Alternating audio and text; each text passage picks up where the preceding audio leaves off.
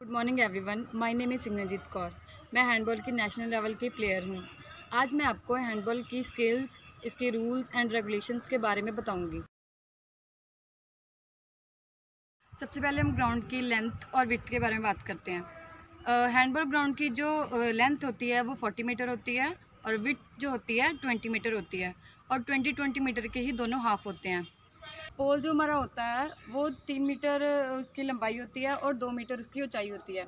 इसको हम and line बोलते हैं। लास्ट लाइन जो होती है एंड लाइन से 6 मीटर की दूरी पर जो लाइन होती है उसको हम डी बोलते हैं, ठीक है। और उसको हम गोल एरिया भी बोलते हैं। जो डी होती है इसके बाहर से ही कोई प्लेयर मतलब अटैक कर सकता है। अगर वो इसके अंदर आ जाता है तो वो फाउल माना जाता है, ठीक है। तो ये हमारी 6 मीटर होगी यानी कि डी। इसके बाद हमारा पेनल्टी लाइन जो बोलते हैं वो 7 मीटर पर होती है। 7 मीटर के बाद 9 मीटर पर हमारी फ्री थ्रो लाइन होती है। ये हमेशा डॉटेड में होती है। अगर कोई भी फाउल वगैरह हो जाता है ना, अगर 6 मीटर और 9 मीटर के अंदर कोई फाउल हुआ है तो वो फाउल हम हमेशा फ्री थ्रो लाइन को कट करके लेंगे। अगर हम लाइन के अंदर से लेते हैं तो वो फाउल हो जाता है। तो इसको हम फ्री थ्रो एरिया बोलते हैं। हमारी डी के अंदर एक लाइन होती है, एंड लाइन से 4 मीटर पर एक लाइन होती है। इसको गोलकीपर लाइन बोलते हैं। क्या होता है कि जब कोई भी अटैक करता है प्लेयर, तो कीपर होता है जो वो 4 मीटर के आगे नहीं जा सकता। वो 4 मीटर के पीछे से ही मतलब या फिर 4 मीटर पर से ही कीपिंग कर सकता है। हैंडबॉल में 3 तरह के बॉल्स यूज़ किए जाते हैं। नंबर 1 बॉल जो होती है वो मिनी बॉयज़ के लिए यूज़ की जाती है, जो बिगिनर्स होते हैं उनके लिए। और नंबर 2 बॉल जो होती है वो विमेन सेक्शन में यूज़ की जाती है और उसका वेट जो होता है वो 325 टू 375 ग्राम्स तक होता है। और इसका बॉल का जो घेरा होता है वो 54 टू 56 सेंटीमीटर्स होता है। जो 3 नंबर बॉल यूज़ की जाती है वो मेन सेक्शन में यूज़ की जाती है। उसका बॉल का जो वेट होता है वो 425 टू 475 ग्राम्स होता है और इसका जो घेरा होता है वो 56 टू 60 सेंटीमीटर होता है। अब हम हैंडबॉल में जो फाउल्स होते हैं उनके बारे में बात करते हैं।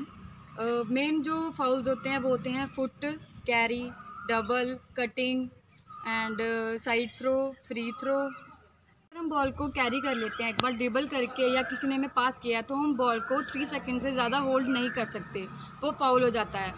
एंड बॉल को लेकर हम 3 स्टेप से ज़्यादा भाग भी नहीं सकते, नहीं तो वो रनिंग मानी जाती है। अगर हमारे पास एक बार बॉल आ गई तो हमें वो पास करनी होती है या ड्रिबल करनी होती है या शूट करनी होती है। साइड थ्रो क्या होती है? जब ऑपोजिट टीम के प्लेयर से बॉल टच हो जाती है, उसका हैंड टच हो जाता है या कीपर टच हो जाता है तो वो साइड लाइन से चली जाती है, तो हमें साइड थ्रो लेना होता है, वो हमारी बॉल हो जाती है। कटिंग जो होती है वो 6 मीटर जो एरिया होता है, हमारी जो डी होती है, जब हम शूट करने जाते हैं बॉल को तो हमें 6 मीटर एरिया से बाहर से ही शूट करना होता है। अगर हम 6 मीटर के लाइन को टच कर देते हैं तो वो फाउल हो जाता है और हमें गोल नहीं मिलेगा। बॉल जो है वो ऑपोजिट टीम को मिल जाती है। फ्री थ्रो जो होता है वो ज़्यादातर अटैकिंग टीम को ही मिलता है। जब दूसरी टीम अटैक करती है और हमारी टीम उसका डिफेंस करती है तो अटैकर टीम को फ्री थ्रो मिलता है, तो वो 9 मीटर के बाहर से ही लेना होता है, उसके अंदर नहीं जा सकते, तो वो कटिंग हो जाती है और थ्रो जो है वो दूसरी टीम को मिल जाता है। अब हम कार्ड्स के बारे में बात करते हैं। हैंडबॉल में 3 कलर के कार्ड्स दिए जाते हैं, yellow card, red card and blue card. Firstly जब कोई भी प्लेयर मैच में कोई गलती करता है तो उसको वार्निंग दी जाती है और येलो कार्ड शो कर दिया जाता है।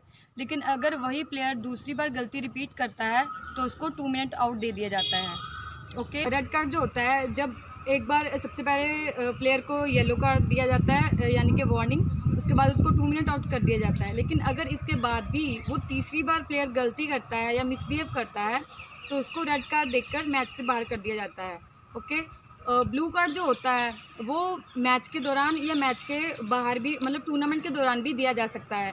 वो फेडरेशन पे डिपेंड होता है कि वो उस प्लेयर को टूर्नामेंट से बाहर करते हैं या फिर वो 2-3 साल तक नहीं खेलेगा। हैंडबॉल की एक टीम में 16 प्लेयर्स होते हैं, लेकिन अब नए जो रूल्स आए हैं उसके मुताबिक 18 प्लेयर होते हैं।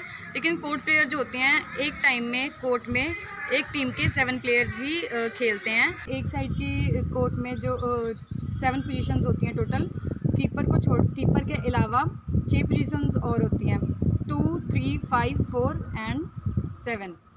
2 लेफ़्ट बैक होते हैं और 2 राइट बैक होते हैं, और एक जो हमारा होता है उसको पीवट बोलते हैं, जो कि कोई भी फाउल जो होता है तो वो पीवट के द्वारा लिया जाता है। हैंडबॉल में 70% जो गेम होती है वो कीपर पे डिपेंड होती है। कीपर जो हमारा होता है वो कोर्ट प्लेयर भी माना जाता है, एंड वो जो हमारे कोर्ट प्लेयर होते हैं, बाकी 6 प्लेयर होते हैं कीपर को छोड़ के, वो सिर्फ कोर्ट में ही खेल सकते हैं। लेकिन जो कीपर होता है वो ग्राउंड में भी खेल सकता है और डी एरिया में भी खेल सकता है, लेकिन उसकी शर्त ये होती है कि वो बॉल लेकर डी में नहीं जा सकता, सिर्फ अगर उसको बॉल लेनी है तो उसको डी के बाहर आना पड़ता है। मैच के दौरान प्लेयर चेंज करने की बात आती है, तो जो पहले कोर्ट प्लेयर होता है जिसने चेंज करना है वो पहले बाहर जाना चाहिए। जो हमारी साइड लाइन होती है ऑफिशियल साइड की, उसमें जो सब्स्टिट्यूशन एरिया होता है वहाँ पर 4.5 मीटर का एरिया होता है, उसको सब्स्टिट्यूशन एरिया बोलते हैं। तो वो जो लाइन होती है वो लाइन के ऊपर से भी नहीं क्रॉस कर सकता, तो जो पहले अंदर वाला प्लेयर होता है वो बाहर जाएगा और जो बाहर वाला प्लेयर है फिर वो एंटर करेगा। अगर वो गलती से कोर्ट में 7 प्लेयर खेल रहे हैं और 8 प्लेयर भी एंटर कर जाता है तो टीम को इससे बहुत ज़्यादा नुकसान होता है, और जो बाहर वाला प्लेयर होता है उसके साथ साथ ग्राउंड में से एक और प्लेयर को भी 2 मिनट आउट कर दिया जाता है।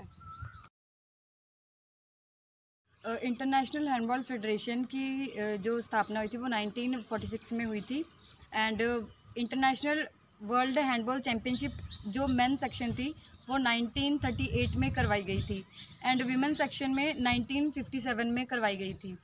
इंटरनेशनल हैंडबॉल फेडरेशन का हेडक्वार्टर जो है वो स्विट्ज़रलैंड में है, एंड इंडिया में इसका हेडक्वार्टर मध्य प्रदेश में है।